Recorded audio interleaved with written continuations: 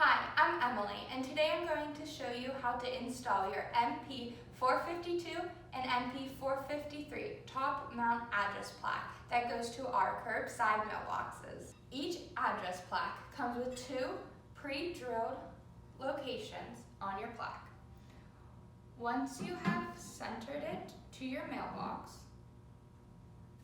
take your pencil and mark where you will be drilling it into the mailbox. Next, take your address plaque and remove it from the mailbox and grab your drill and your 1/4-inch drill bit and drill where you marked each location into the mailbox. Once that's complete, take your screw and place it in between the address plaque and the mailbox. Then, you'll go inside the mailbox and take your rubber washer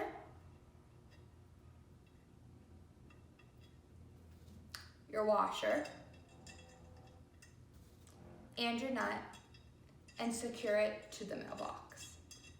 For adding numbers to your address plaque, remove the backing from the number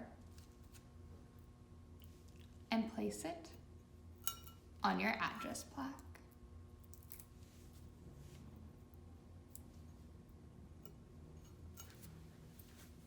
I hope this video has helped you install your top mount address plaque.